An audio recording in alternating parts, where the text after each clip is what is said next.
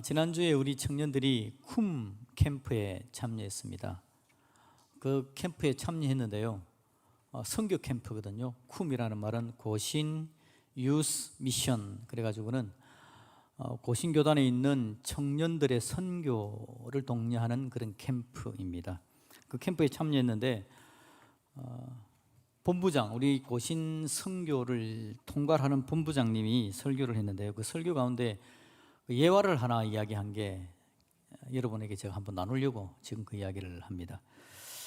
그분이 인도네시아에서 선교를 한 30여 년 했습니다. 청년 시대에 하나님 나라를 건설하고 세계교회를 건설한다는 SFC 강령을 마음에 새기고는 선교사로 가야 되겠다. 그래서 선교지에서 30년을 지내다가 돌아와서 우리 고신교단의 선교를 총괄하는 본부장이 됐고요. 그리고 이제 임기가 끝나면 다시 선교지로 갈 겁니다. 그분이 이제 오랫동안 선교지에 있었기 때문에 모인 청년들에게 설교를 해야 되는데 청년들을 좀 알려고 청년들에 대한 이야기를 쭉 보다가 삼포라는 말을 배웠답니다. 삼포. 여러분 삼포 아시죠? 그죠? 세 가지를 포기한다, 그런 뜻입니다. 뭐를 포기하죠? 요즘 청년들이 참 먹고 살기 힘들고 어려우니까 연애를 포기하고 결혼을 포기하고 출산을 포기한다. 그게 삼포입니다. 그분이 7포까지 이야기하더라고요. 3포만 있는 게 아니라 5포도 있습니다. 5포는 연애, 결혼, 출산을 포기하는 데다가 집 살 걸 포기하고 경력 이어갈 걸 포기한다. 얼마나 힘들면 그런 이야기를 하겠습니까? 그리고 7포는 뭐냐니까 거기다가 더하여서 희망, 취미, 희망도 포기하고 인간관계도 포기한다. 7포입니다. 참 안타까운 이야기 아닙니까? 청년들이 힘들다는 뜻입니다. 뭔가 잘 안 돼 있다라는 거죠. 제가 생각해 보면 제가 살았던 시대는 먹고 살기는 어려웠지만 그래도 뭔가 열심히 하고 희망을 가지고 뭔가 이루어갈 그런 생각들을 가졌던 시대였다면, 지금의 청년들은 자기들의 부모들은 뭔가 이뤘고 잘 사는데 청년들은 뭔가 가진 것도 없고 어떻게 해야 될지 앞날이 암담한 그런 상황들인 것 같다 생각을 해봐요.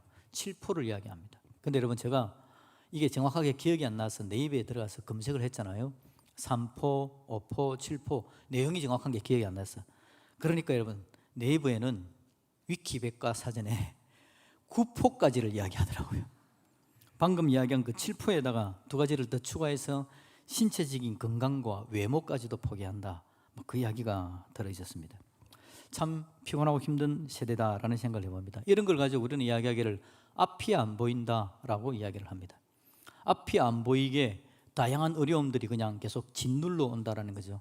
문제가 하나 생기고 또 생기고 또 생기고 또 생기고 한번 헤쳐나가 보려고 노력하는데 그럼에도 불구하고 문제는 여전히 있을 때에 우리는 앞이 안 보인다, 잘 안 보인다, 모르겠다, 그런 이야기를 하게 되는 겁니다. 그런데 여러분, 청년 캠프가 쿰 캠프라고 그랬지 않습니까? KUM, 쿰.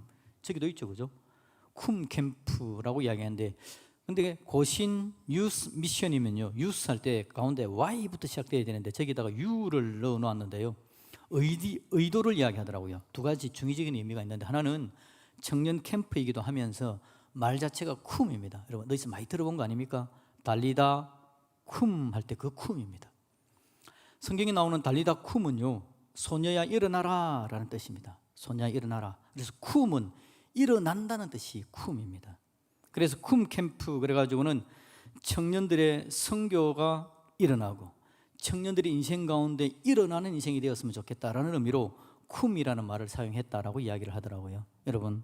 여러분들의 인생 가운데 여러 가지 것들을 포기해야 될 만한 어려운 상황들이 발생할 때에 여러분들 포기하지 마시고 쿰 할 수 있기를 주님의 이름으로 축복드립니다. 그게 우리가 믿음으로 나오고 하나님 은혜 가운데 서는 거죠. 탄식거립니다. 겹겹이 쌓여져 오는 어려움, 눈이 앞이 안 보이게 되어지는 일들, 숨이 턱에 떡 차는 그런 상황들, 이런 상황들을 보고 여러분 탄식이라고 이야기를 하는데요, 오늘 시편 13편은 탄식시입니다. 시편을 여러 가지로 분류를 합니다. 어떤 거는 찬송시, 이렇게 이야기 몇 가지를 분류하는 중에 탄식시라는 게 있습니다. 탄식, 개인적으로 너무 절망 가운데 있을 때 하나님 앞에 탄식하며 나아가는 시라는 뜻입니다. 오늘 여러분 책에 보시면, 성경책에 시편 13편 위에 뭐라고 되어 있습니까? 누구의 시라고 되어 있죠? 예, 다윗의 시. 성경책 가져온 사람들만 아는 이야기입니다. 성경책 가지고 다니시기를 주님의 이름으로 축복합니다. 예, 성경책 가지고 다니십시오. 예, 다윗의 시입니다. 그러면 지금 누가 탄식을 한다는 뜻입니까? 다윗이 탄식을 하는 겁니다. 왜 탄식하죠? 앞이 안 보였어요. 앞이 안 보였어요. 앞이 안 보이는 상황에서 다윗이 탄식합니다. 다윗의 탄식을 한번 볼까요? 1절 2절을 한번 봅시다. 다윗의 탄식입니다. 1절 같이 읽습니다. 시작. 여호와여 어느 때까지니까 나를 영원히 잊으시나이까 주의 얼굴을 나에게서 어느 때까지 숨기시겠나이까. 아멘. 다윗이 얼마나 힘들면 이렇게 이야기합니까? 하나님 언제까지입니까? 나를 영원히 잊었습니까? 하나님의 얼굴을 나에게 언제까지 감추시겠습니까? 어느 때까지입니까? 라고 하나님을 원망합니다. 하나님 곁에 계신다면서요. 하나님 도와주신다면서요. 왜 제가 너무 힘든데 하나님이 안 보입니까? 영원히 나를 잊으시겠습니까? 어느 때까지 하나님을 보여주지 않으시겠습니까? 라고 이야기하는 겁니다. 하나님을 원망하는 거죠. 2절을 볼까요? 다윗의 상황입니다. 나의 영혼이 어떻게 한다고요?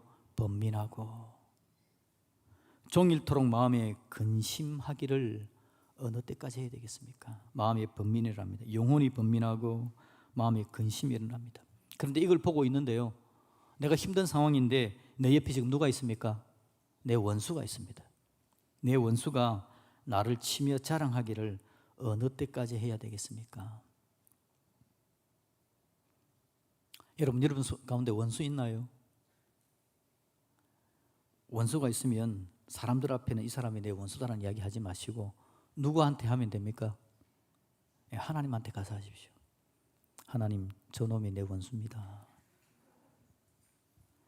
근데 하나님이라고 부르는 순간 여러분, 하나님께서 내 마음에 은혜를 주셔서 하나님의 회복과 하나님의 역사가 시작됩니다. 사람들 앞에서는 내 원수다라는 이야기 하지 마시고요, 힘들고 어려우면 하나님께로 가십시오. 다윗이 이야기합니다. 내 영혼이 번민하고 종일토록 마음에 근심하기를 어느 때까지 해야 되겠습니까? 너무 피곤하고 힘든 상황을 지금 이야기하고 있습니다.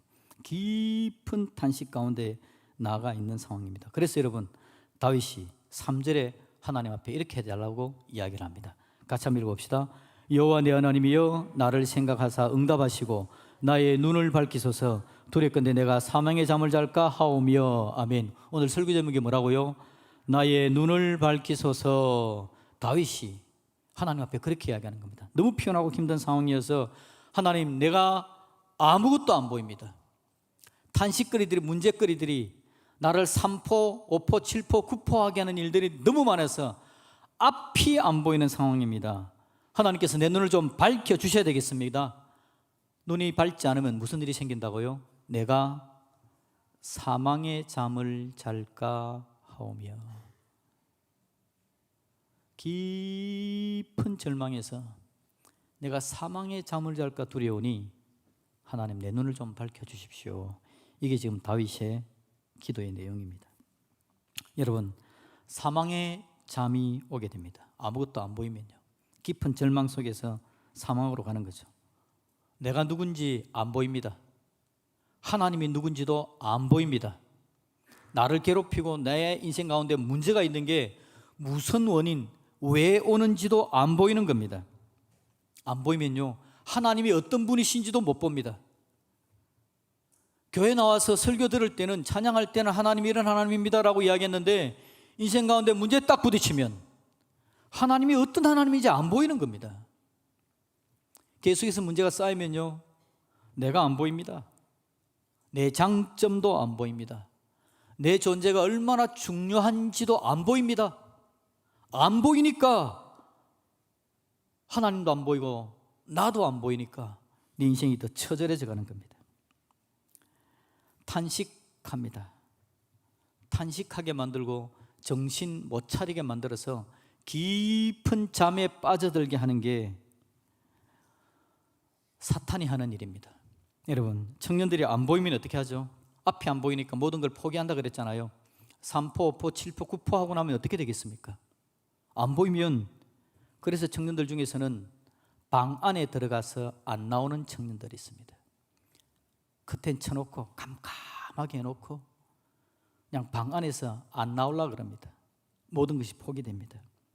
잠만 자는 거죠. 어떤 청년은 안 보이니까 그냥 게임에 빠져 있습니다. 그 게임의 세계에서만 살아가는 겁니다. 어떤 사람은 그냥 술에 빠져, 술 도가니에 빠져 그냥 그곳에 머물고 있습니다. 안 보이면요, 잠드는 겁니다. 영혼이 잠드는 겁니다. 깨어있지 못합니다. 은혜와 능력을 누리지 못하는 상황들이 발생을 하는 거죠. 오늘 이 시편을 지은 사람은 누구라고요? 다윗입니다. 다윗이 그런 상황입니다. 하나님 안 보입니다. 하나님의 당신의 얼굴마저 안 보입니다. 왜 저에게 당신의 얼굴을 숨깁니까? 나의 영혼이 번민합니다. 내가 정말 약합니다. 힘이 없습니다. 나라는 존재는 왜 이렇게 힘도 능력도 없는 존재인지 모르겠습니다. 종일토록 내 마음에 근심만 생깁니다. 내 마음이 상해옵니다. 죽음의 절망이 나를 휘감고 있습니다. 망할 것 같습니다. 아무것도 못하겠습니다. 포기하고 싶습니다. 여러분, 다윗이 지금 그 이야기하고 있는 겁니다. 하나님 안 보입니다. 안 보입니다. 정말 힘듭니다. 여러분, 다윗이 어느 때에 이 시를 적었을까요? 신학자들이 이 시를 다윗이 언제 적었을까? 언제 이렇게 깊은 절망과 탄식에 빠졌던 때가 있었을까? 시대를 구분하지는 못합니다. 언제 적었는지는 드러나 있지 않기 때문에. 그런데 여러분, 한번 따져보면요, 다윗의 인생 가운데 절망과 탄식이 얼마나 많았는지 모릅니다. 다윗이 고개가 푹 숙여지는 겁니다. 어깨를 필 수가 없습니다. 왜 이럴까라는 생각이 들어지는 겁니다. 여러분, 예배 시간에 어깨 펴시기를 주님의 이름으로 축복합니다. 허리 쭉 펴시고요. 예, 그게 여러분 건강에도 좋습니다. 여러분의 마음에 절망이 있더라도 예배 시간만은 어깨를 쭉 펴십시오. 어깨를 쭉 펴시면 숨쉬기도 좋습니다. 예배 시간에 이 여러분 공기는 은혜의 공기가 돼가지고요, 여러분이 숨쉬면 여러분의 삶에 하나님의 위로와 능력이 넘쳐나게 될 줄로 믿습니다. 아멘 하면 진짜 그렇게 됩니다. 진짜.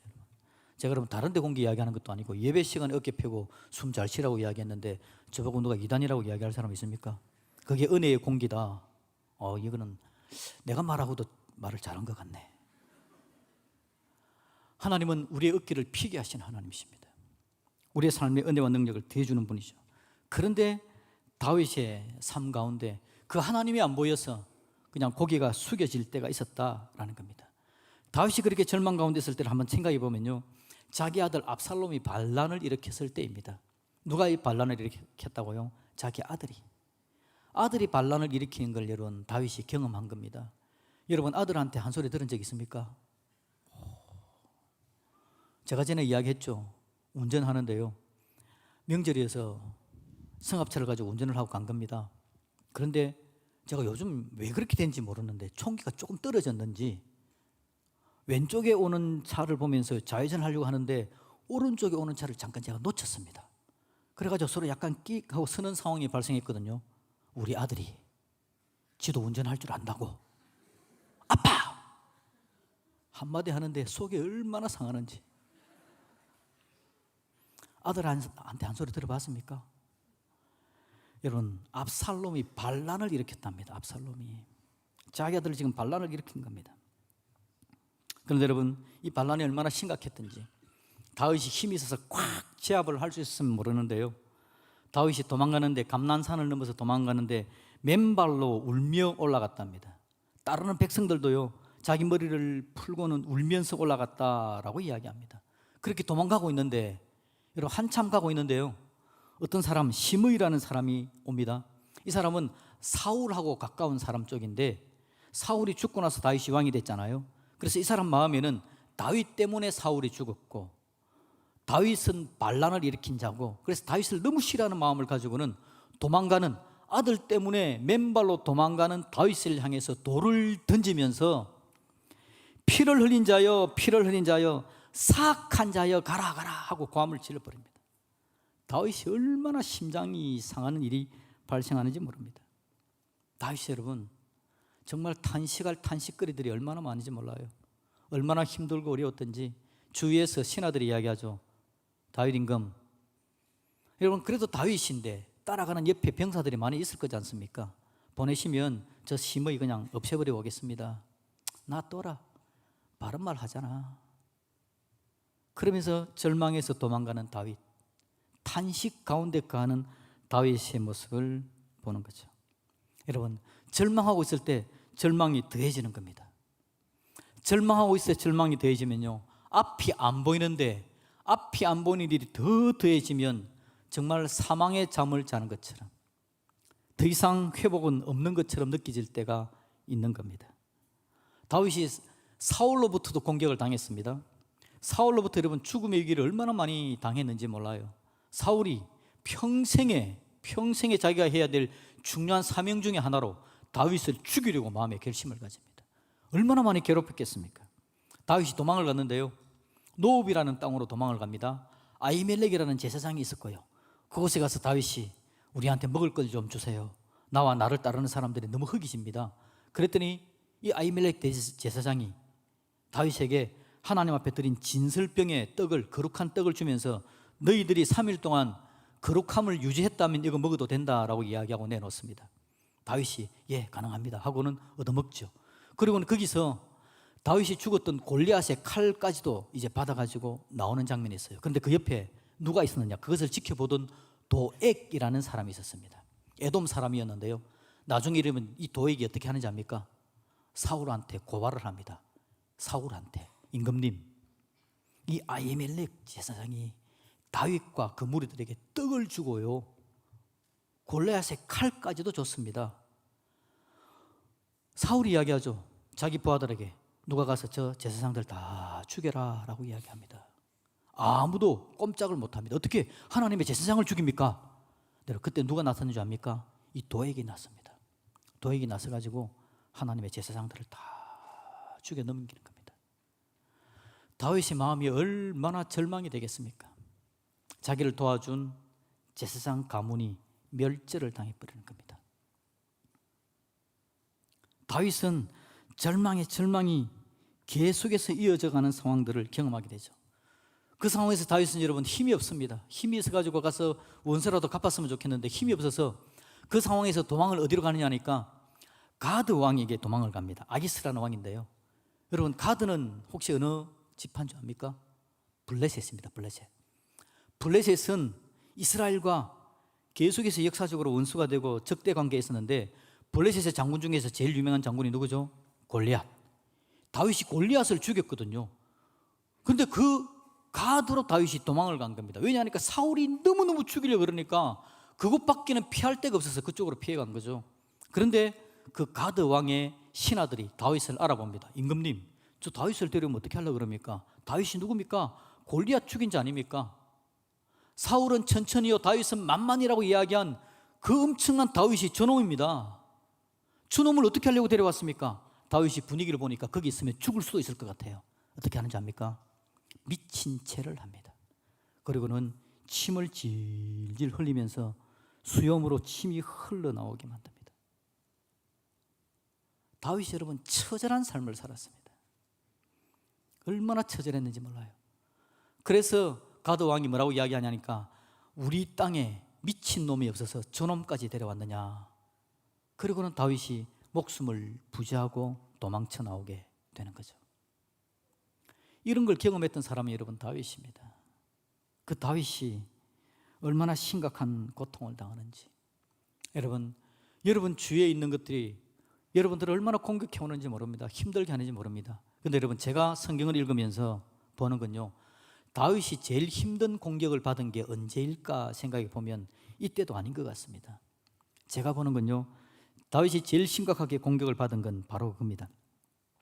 자기 속에서 자기 죄의 공격을 받았을 때, 자기 속에서 자기의 못남, 자기 인생의 문제가 자기를 공격했을 때 다윗이 제일 힘들었을 겁니다.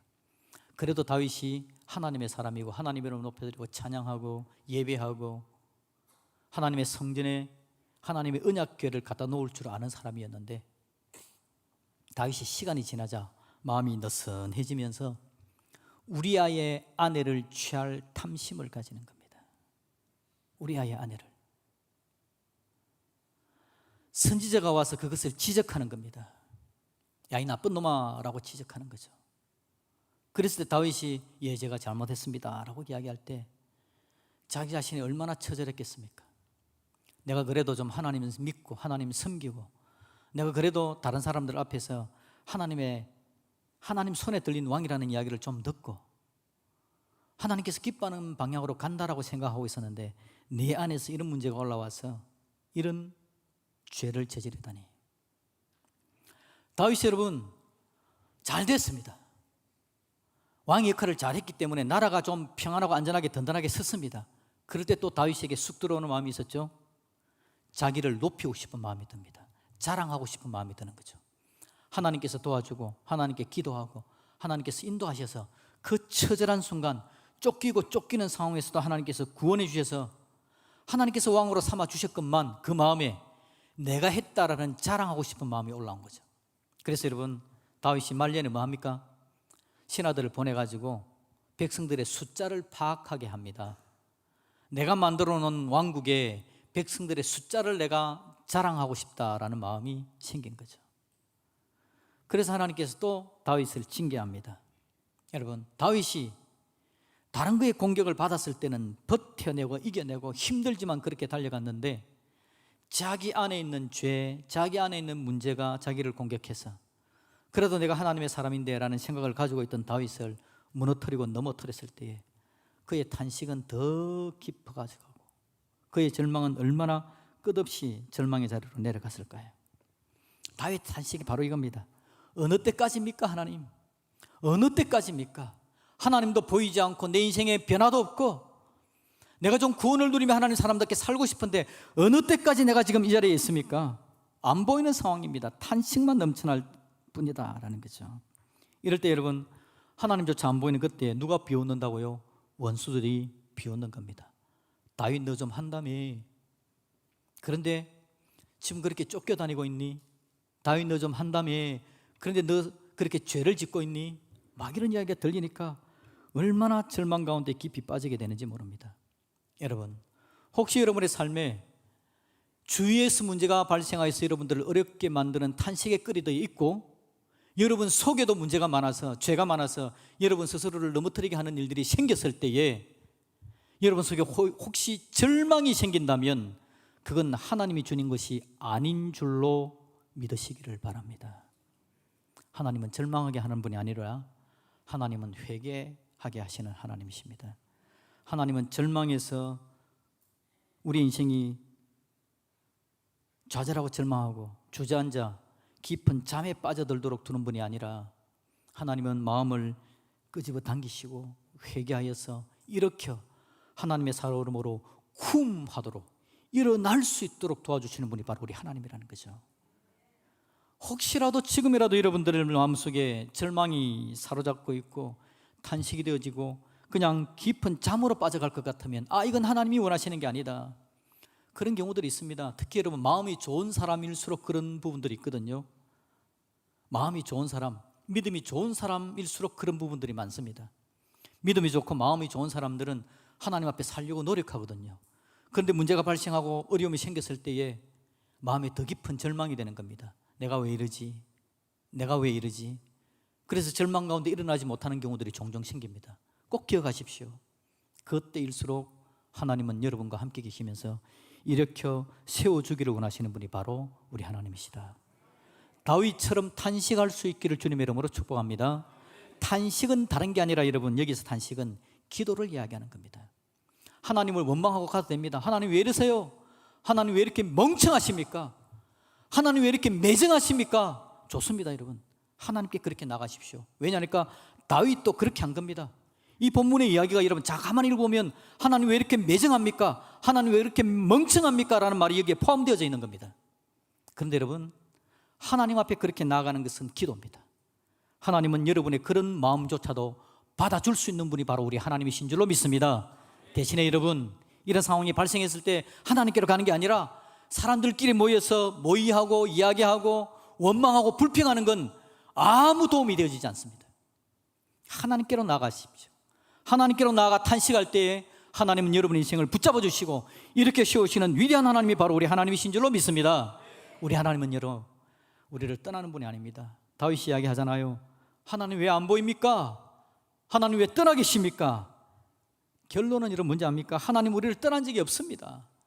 다윗 자기 눈에 안 보이는 겁니다. 탄식거리들이 누르니까, 자기 안에 문제들이 있으니까 하나님을 못 봐서 하나님 안 보입니다 라고 이야기할 따름이지, 하나님이 우리를 떠난 적은 없습니다. 하나님은 임마누엘의 하나님이신 줄로 믿습니다.